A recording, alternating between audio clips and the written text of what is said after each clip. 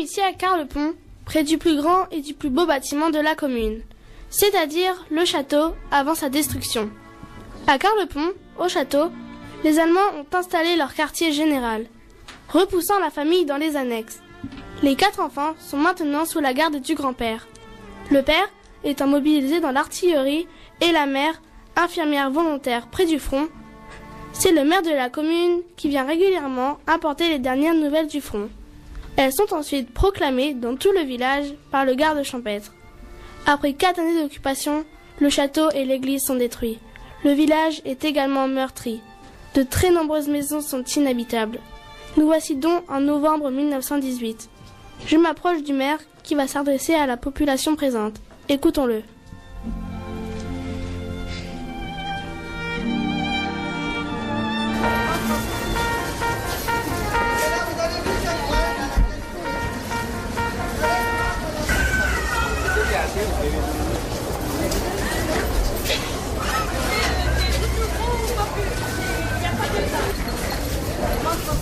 Enfin, cette guerre touche à sa fin.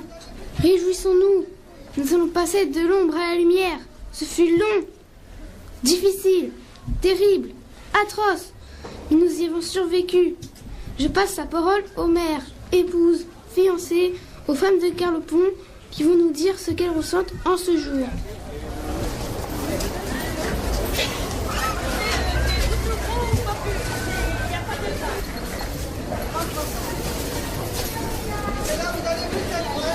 Moi, je ne peux pas me réjouir.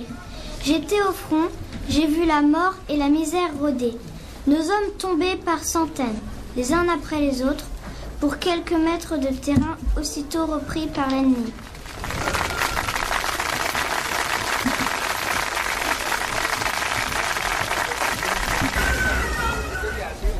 Rappelons-nous également la bataille de Quenevierge, 134 morts chez nos officiers et 7700 chez nos hommes.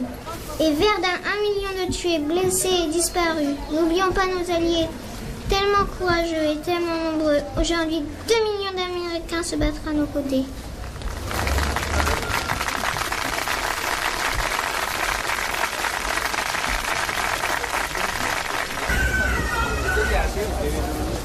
Rappelons-nous la butte de Ozouave où des dizaines de vaillants soldats furent envahis depuis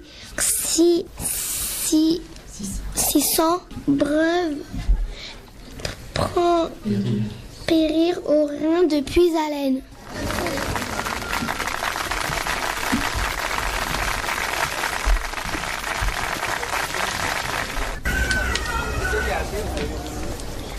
Rappelons-nous la bataille de Saint-Piny, le pont détruit, la route coupée et la bataille de Noyon, ville martyre, détruite totalement. Pour moi, cette guerre ne sera vraiment terminée que lorsque nos soldats et surtout nos prisonniers seront de retour au pays. Nombreux sont encore dans des camps et ceci depuis 4 ans.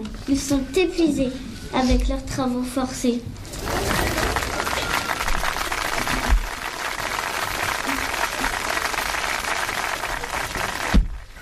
L'Oise ravagée accueillera la fin de la guerre. L'armistice sera signé à Rotonde et sera le départ d'une nouvelle ère, celle de la paix, celle de la vie. La vraie vie sans drame ni massacre. Beaucoup disent maintenant que nous venons de vivre la dernière guerre, la der des der. Puisse-t-il avoir raison ?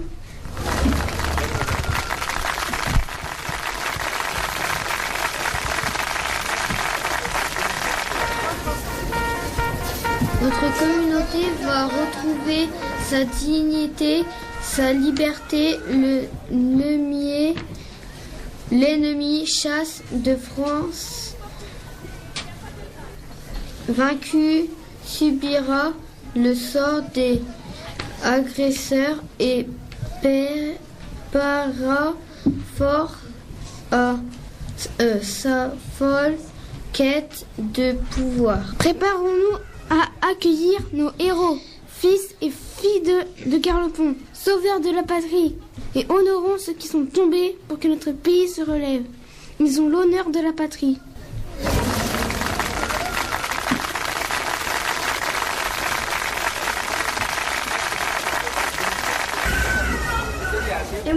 que vais-je dire à mes enfants?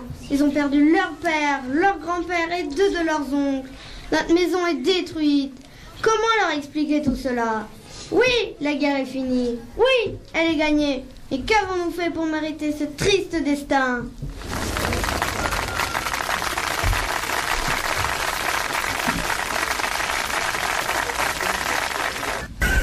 Vous entendez, chers auditeurs? Cette guerre va laisser des traces ineffaçables chez tous les Français, dans toutes les familles. Que de morts, que de blessés, que de destruction.